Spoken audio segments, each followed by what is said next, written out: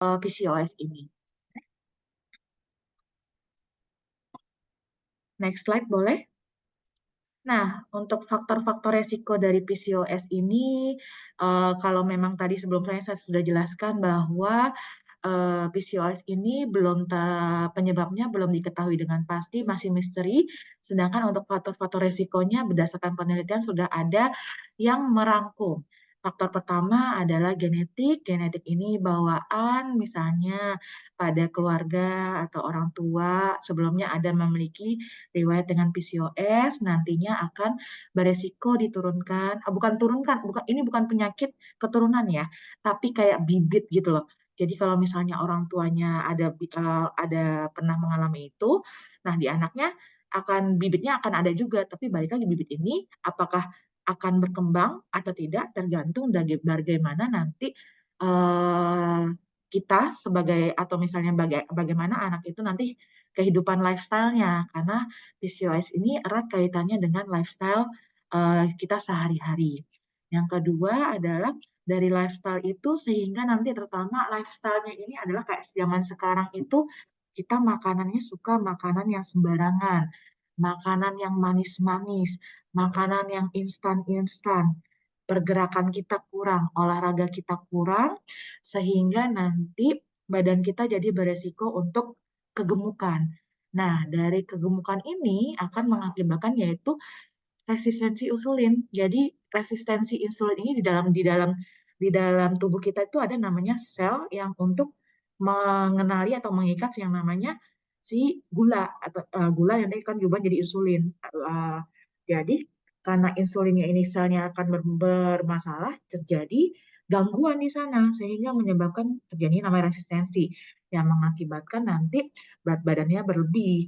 Terus ada juga faktor resikonya stres. Yang namanya stres itu fungsi kan stres itu semua koordinasi kita kan berasal dari otak ya.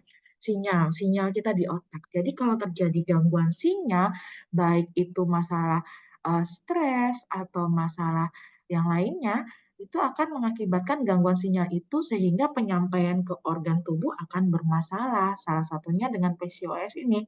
Apabila ada faktor resiko ini, terjadi gangguan sinyal di otak, sehingga yang paling sering adalah gangguan dari gangguan dari eh, gangguan dari paling sering gejalanya adalah gangguan dari siklus menstruasinya gitu.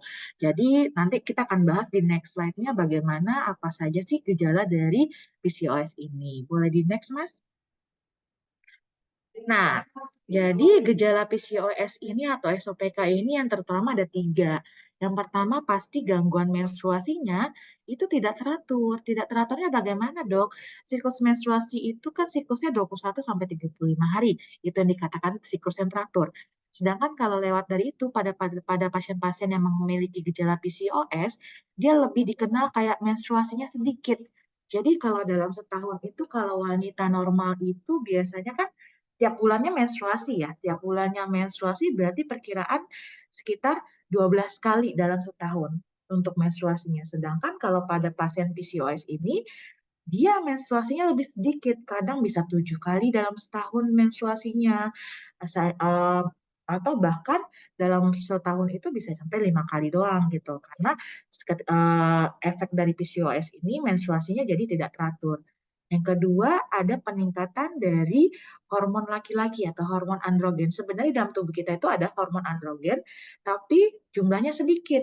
Pada pasien PCOS ini dia agak lebih meningkat, yang nantinya akan menimbulkan gejala. Mungkin pernah lihat wanita-wanita yang banyak tumbuh bulu. Bulunya itu seperti di kumis atau di jenggot atau bahkan di bagian ekstremitasnya bulunya agak lebih banyak.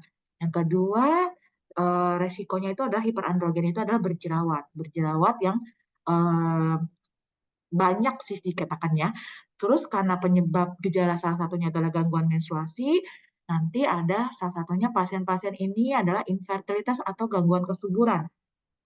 Karena apa? Gangguan kesuburan ini biasanya PCOS ini ditemukan pada pasien-pasien yang datang ke dokter untuk memeriksakan, dok, saya ingin promil, saya sudah setahun lebih menikah berhubungan teratur, tapi tidak menstruasi, tidak terjadi yang namanya kehamilan. Ini gimana? Yang terdeteksinya pada saat pemirsa itu bahwa pasangan yang tidak belum memiliki keturunan atau infertilitas dan yang saat dilakukan pemeriksaan ternyata mengalami menderita yang namanya PCOS. Next. Nah, untuk dampak jangka panjangnya apa sih dok dari PCOS ini? Yang pertama, tadi kan ada, kalau nggak salah faktor resikonya adalah faktor resistensi insulin ya. Resistensi insulin pada pasien-pasien, terutama pada pasien-pasien yang obesitas atau berat badan berlebih. Nah, cara mengetahui berat badan berlebih itu biasanya mungkin pernah didengar, kita mengukur bagaimana BMI, indeks massa tubuh kita, yaitu berdasarkan tinggi badan dan berat badan. Nanti dapat tuh kalau misalnya yang normal itu kan 20 sampai 23,5. Kalau misalnya lebih dari 23,5 itu ada overweight sampai ke obesitas. Nah, kalau misalnya obesitasnya berlanjut, terjadi resistensi insulin, ada resiko dari nantinya akan terkena yang namanya DM atau penyakit gula, diabetes mellitus. Nah, dia penyakit selain diabetes juga ada kan beresiko penyakit jantung dan ada resiko dari kanker, meningkatkan resiko terjadinya kanker endometrium karena tidak terjadinya menstruasi yang tadi yang tidak teratur dari pasien-pasien yang PCOS. Next. Bagaimana sih dok cara mendiagnosis dari PCOS ini? Biasanya PCOS ini kalau misalnya untuk mendiagnosis, yang paling utama adalah ingat aja, menstruasi yang tidak teratur. Tidak teratur kadang 2 bulan atau bahkan 6 bulan sekali baru menstruasi, itu kita bisa mengarahkan apakah, pertama kita harus menyingkirkan apakah kalau memang dia sudah menikah, menyingkirkan apakah dia ada kemungkinan kehamilan. Tapi kalau misalnya dia tidak mengalami kehamilan atau test speknya negatif, bisa mengarahkan ke arah PCOS. Intinya dari gejala hamil yang tidak menstruasi yang tidak teratur, terus dari pemisahan fisik tampilannya kayak seperti banyak bulunya, itu bisa dari secara psikis mengarah ke si PCOS. Tapi salah satu pemeriksaan yang untuk bertunjangnya adalah salah satu pemeriksaan melalui USG. Kadang pasien kurus atau pasiennya tidak berjerawat dan pasiennya tidak memiliki banyak bulu, belum tentu juga tidak menderita PCOS. Jadi paling sering itu ada gejala tidak menstruasi, ada tumbuh-tumbuh berjerawat ataupun berbulu, atau yang terakhir adalah ketemuan dari USG itu nampak sel telurnya atau folikel telurnya itu kecil-kecil, tidak ada yang dominan. Karena balik lagi, kalau setiap menstruasi itu kan syaratnya adalah ada satu folikel telur yang matang. Sedangkan pasien PCOS ini sel telurnya kecil-kecil, jadi tiap bulan itu ada yang nggak ada yang matang, bahkan nggak ada yang matang atau butuh waktu yang lebih lama untuk supaya sel telurnya matang, folikelnya matang. Nah, penyebabnya yang nggak matang itu ya karena faktor-faktor yang tadi, faktor-faktor yang sebelum kita sudah kita jelaskan temuannya. Jadi kalau misalnya ada 2 dari 3 gejala ini ditemukan, itu bisa kita tegakkan dengan PCOS. Next. Nah, intinya tuh bagaimana sih dok cara mengelola atau menata laksana atau mencegah yang namanya terjadi PCOS. PCOS ini bukan berarti penyakit ya. PCOS ini bukan penyakit yang harus apa ya, dikhawatirkan lebih atau kayak stres bikin stresor yang meningkat, bukan. Tapi PCOS ini itu hanya permasalahan gangguan sinyal atau gangguan sinyal sehingga nanti mengakibatkan gangguan hormonal yang nantinya masih bisa diobati kok. Diobatinya bagaimana? Ditata laksana bagaimana? Intinya, tadi penyebabnya adalah perubahan gaya hidup. Nah, berarti terapi utama yang harus dilakukan adalah berdasarkan keilmuannya itu adalah lifestyle modification atau perubahan pola hidup kita. Misalnya diet atau kurangi makanan-makanan yang mengandung gula. Karena gula itu, terutama gula itu kan ada yang simplex, ada yang kompleks ya. Gula simplex ini yang berbahaya, yang nantinya akan berpengaruh kepada tubuh. Terus kalau misalnya diet gula, makanannya yang sehat, gizi seimbang, jangan makan yang sembarangan. Yang paling utama satu lagi adalah olahraga. Olahraganya ini tidak ada sih olahraga khusus. Apakah dok saya harus nge-gym nggak ya? Untuk olahraganya tidak. Olahraganya itu tidak yang bisa dilakukan aja. Tidak ada patokan harus nge-gym atau harus senam atau harus apa ke tempat olahraga khusus tidak. Tapi olahraganya yang diharapkan di sini adalah dengan frekuensi yang teratur. Lamanya sekitar 30 menit setiap kali olahraga. Frekuensinya 3 sampai 5 kali dalam seminggu. Nah, tentu diharapkan nanti dengan olahraganya ini akan memperbaiki dari proses siklus menstruasi kita. Siklus menstruasi kita jadi teratur, yang nantinya PCOS-nya akan hilang atau hilang sehingga nanti kesuburan akan kembali lagi dengan catatan menstruasinya teratur dulu. Nanti akan ditambahin misalnya mungkin kalau nanti bisa di-sharing pada pasien-pasien mungkin kita akan tambahin beberapa suplemen asam folat atau vitamin ini itu lebih kepada untuk perkembangan dari sel-sel yang tadi aja untuk gangguan sinyal yang tadi itu bisa jadi membantu untuk masalah gangguan dari PCOS ini. Next. Ya, ini sudah saya jelaskan tadi ya, olahraga yang utama 3 sampai 5 kali dengan 30 menit per olahraga, masak makanan yang gizi yang seimbang, hindari yang kurang yang bergula, sama yaitu faktor stresor. Ya udah, ini memang lebih baik kita tahu di awal kalau PCOS ini bisa diobati, tapi jangan dibawa stresor yang berlebih terhadap PCOS ini. Karena kalau stresnya berlebih, gangguan sinyal di otaknya bakal makin semeraut. Jadi nggak ketemu nih solusinya. Next. Kalau medis ya, kalau untuk pengobatan medis untuk PCOS ini, kalau misalnya lifestyle, kalau saya biasanya lini pertama pasti lifestyle modification. Untuk keilmuan juga lifestyle. Terapi hormon untuk misalnya mengatur siklus itu ada, biasanya kita gunakan pil KB kombinasi. Dan untuk pengobatan infertilitas. Pokoknya catatannya, pasien-pasien infertilitas atau gangguan kesuburan dengan pasangan yang mengalami PCOS, intinya kita bikin dulu menstruasinya teratur. Menstruasinya teratur, nanti kalau sudah menstruasinya teratur, baru kita rencanakan bagaimana untuk proses program kehamilannya. Tapi kalau misal menstruasinya nggak teratur, agak susah nih untuk dipromilnya. X. Oke, sekian sedikit penyampaian tentang PCOS. Nanti mungkin akan lebih banyak di sharing tanya jawab saja. Ya, terima kasih Mas Rida. Oke, terima kasih Bu Dokter atas materinya.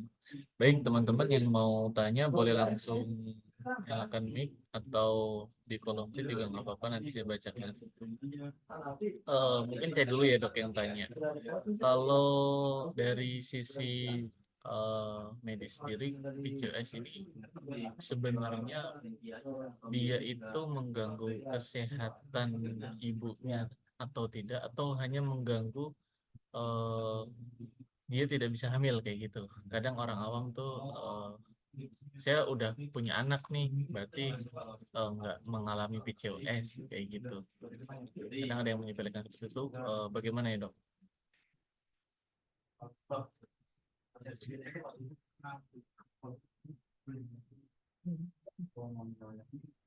Suara saya terdengar, Mas? Kecil.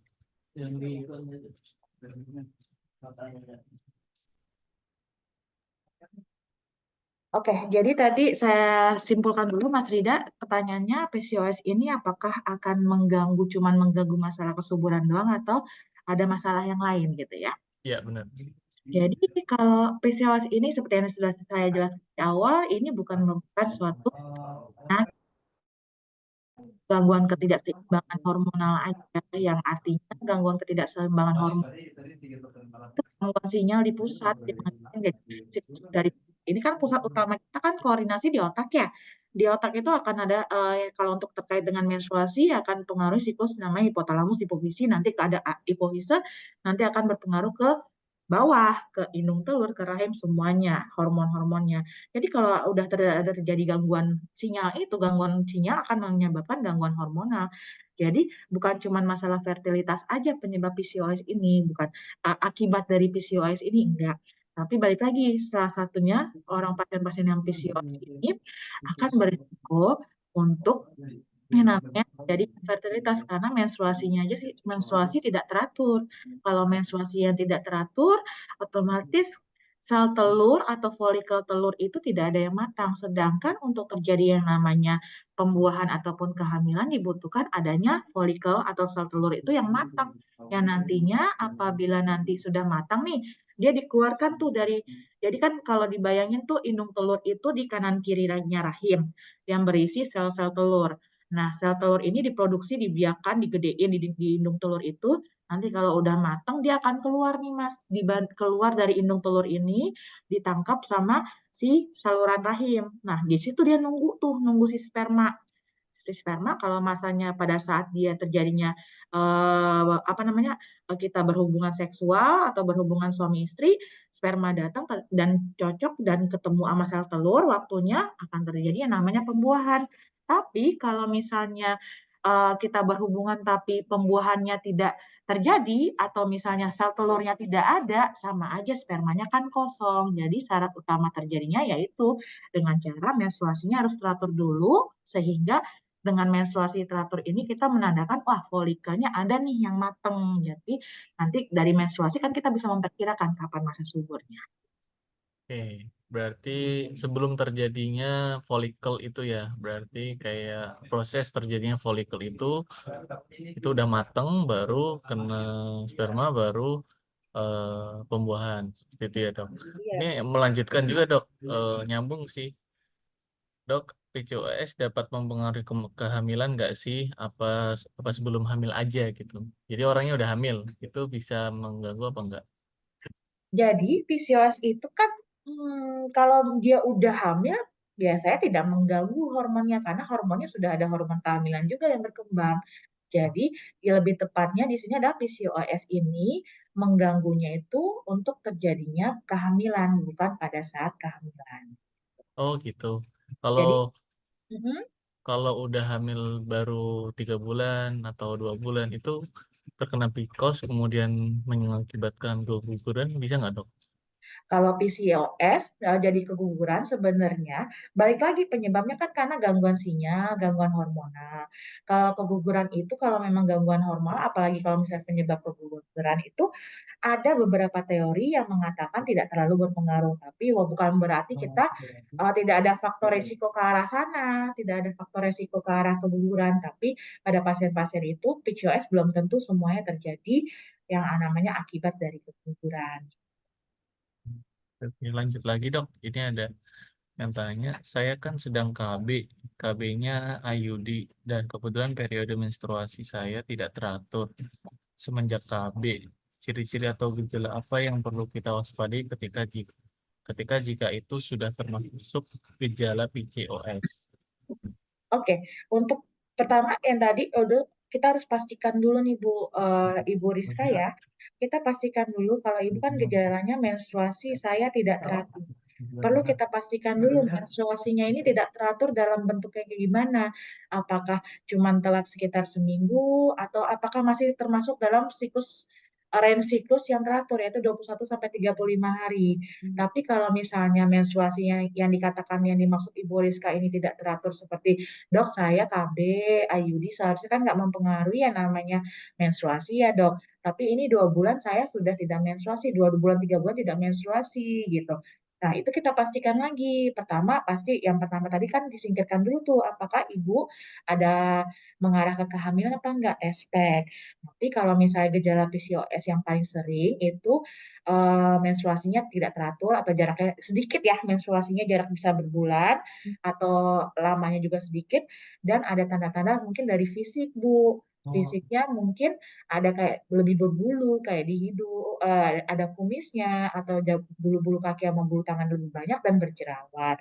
Tapi untuk pastinya ya kita pastikan dengan pemeriksaan USG karena seperti yang dijelaskan sebelumnya, kriteria penegakan diagnosa dari PCOS ini ada 3 kan tandanya, menstruasi yang tidak teratur atau siklusnya anovulasi, yang kedua itu ada eh, hiperandrogen atau hormon laki-laki yang berlebih ini ditandai dengan berjerawat dan bulu-bulu yang tumbuh lebih banyak.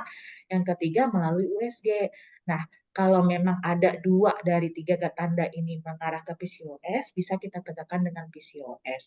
Jadi, kalau misalnya baru menstruasinya saja yang tidak teratur tapi tidak ada gejala hiperandrogennya, bagusnya kita periksa USG. Ya, biasanya USG-nya transvaginal.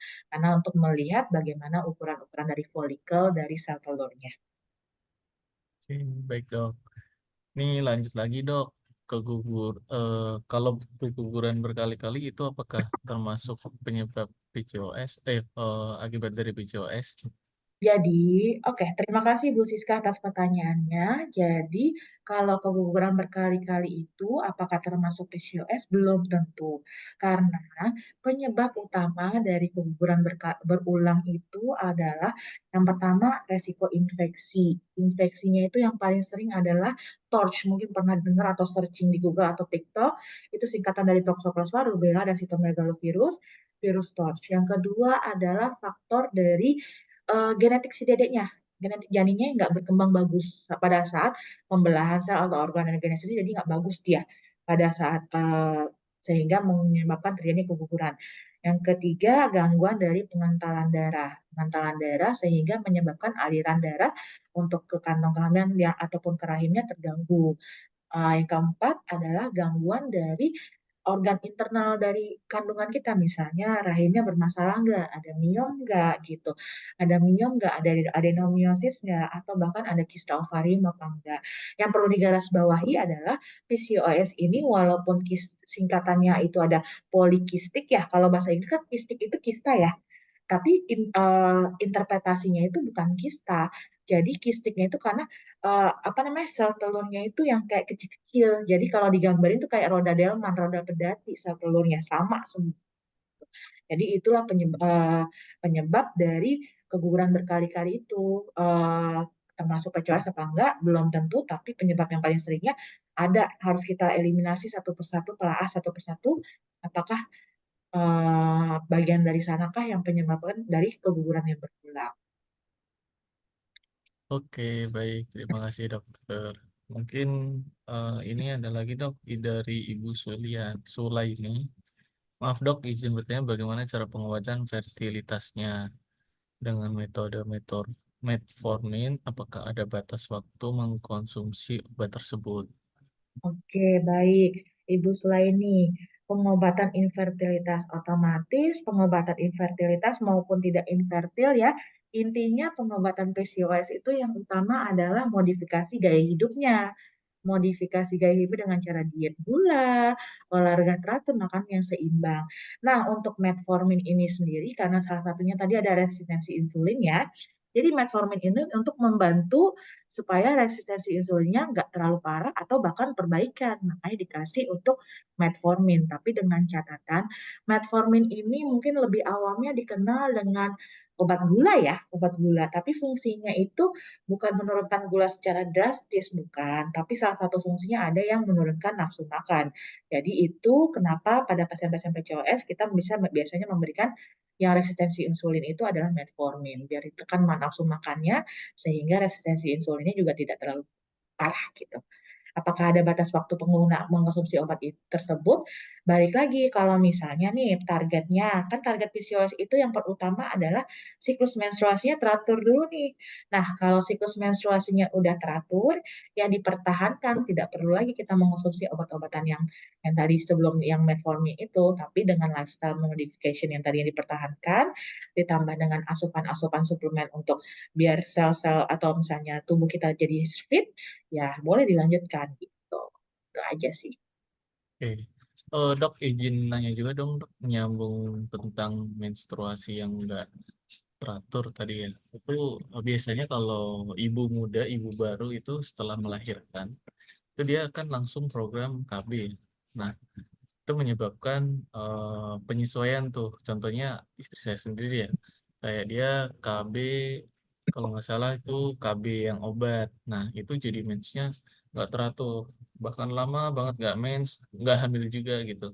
Terus sekali mens banyak banget kayak gitu, itu cenderung bisa mengindikasikan menyebabkan PCOS atau PCOS atau enggak ya, atau aman-aman saja, dan solusinya bagaimana gitu dok?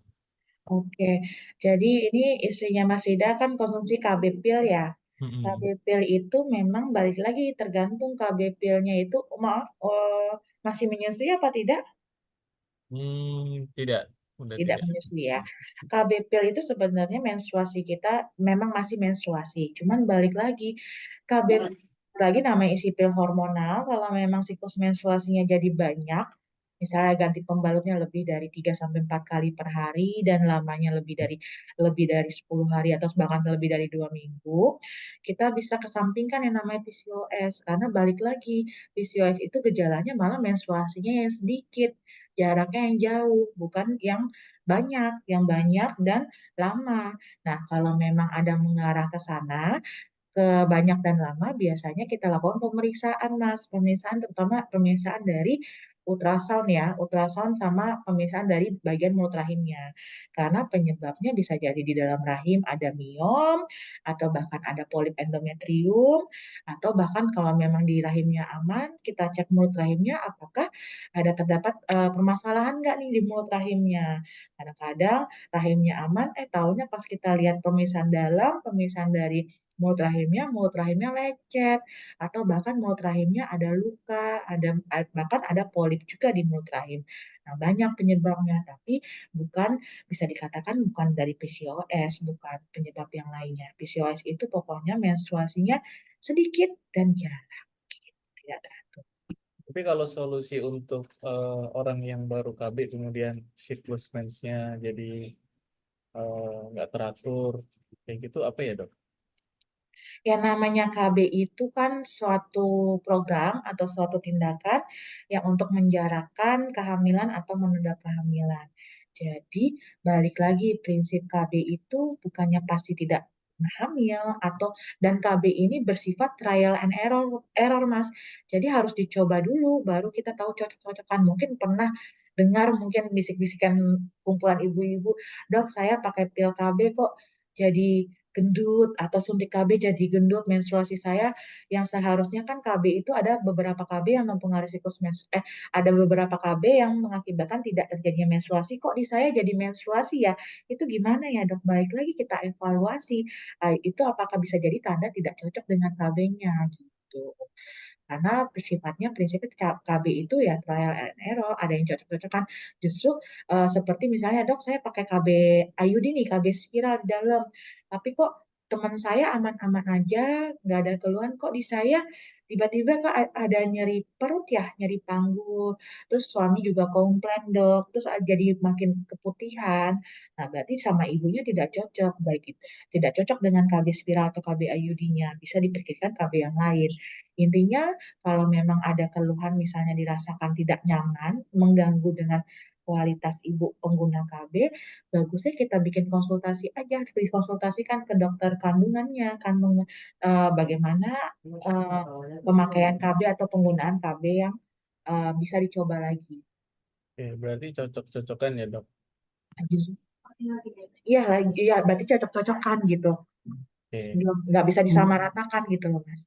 oke, siap siap. Pelajaran berharga ini. Hmm. Ya, ada yang tanya lagi nggak dari ibu-ibu sekalian atau dari mas-mas tim ses ini ada tim ses juga tim ses. Kalau memang sudah cukup, terima kasih ini untuk khususnya Dokter Ayu sudah menyempatkan dan berbagi ilmu. Kemudian terima kasih juga kepada teman-teman sekalian, ibu-ibu pintar parenting. Ini kita komunitasnya namanya Ibu-Ibu Pintar Parenting, Dok. Jadi kita mengumpulkan ibu-ibu yang udah akikah di Riyadh Akikah untuk berkumpul di satu grup yang membahas tentang kesehatan, kandungan, kemudian juga parenting pastinya nomor satu, parenting kesehatan, parenting tentang anak ya, bukan hanya soal gizi seperti itu ya, tetapi juga luas cakupannya. Dan Iya, kemarin kita juga pernah undang pembicara parenting antusias dari Kalimantan. Kalau pernah dengar di Instagram, Uma Acen sama Acen itu anaknya kan pinter banget ya. Itu juga cara mendidik kayak gitu. Itu just informasi aja sih dok. Untuk teman-teman, terima kasih semuanya udah menyempatkan bergabung di sini. Saya mohon maaf jika ada kesalahan, kekurangan yang memang terjadi. Saya mohon maklum dari teman-teman semua. Mungkin itu saja pertemuan kali ini ya. Terima kasih Dokter Ayu Terima kasih kembali Mas Rida dan Rian waktunya. Atika. Terima kasih kepada Ya, para peserta. Semoga yang saya sampaikan bermanfaat. Mohon maaf kalau misalnya dalam penyampaian ada belibet atau ada salah-salah kata, salah penyampaian yang masih dikurang mengerti. Nanti kalau misalnya ada yang mau ditanyakan lagi, langsung aja konsultasi langsung. Kayaknya lebih enakan langsung sih kalau masalah konsultasi ya Mas ya. iya benar. Datang ke RSIA Ashifa Ya, seperti apalagi itu. kan PCOS ini memang lagi tinggi-tingginya nih, tinggi-tingginya untuk masalah kesuburan. Karena Hmm. rata-rata tuh pasien-pasien promil atau datang masalah kesuburan, ya penyebabnya pada wanita salah satunya adalah yang tertinggi PCOS. Oh gitu ya dok. Ya, baik-baik dok. Terima Terima kasih. kasih. Terima kasih semuanya. Mungkin itu saja ya. Semoga berkah, manfaat ilmunya. Kurang lebihnya saya mohon maaf. Assalamualaikum warahmatullahi wabarakatuh. Waalaikumsalam warahmatullahi wabarakatuh. Terima kasih dokter. Ya, terima kasih kembali. Sampai jumpa. Sehat-sehat. Assalamualaikum. Eh, Saya izin live ya, Mas. Ya dok, silahkan.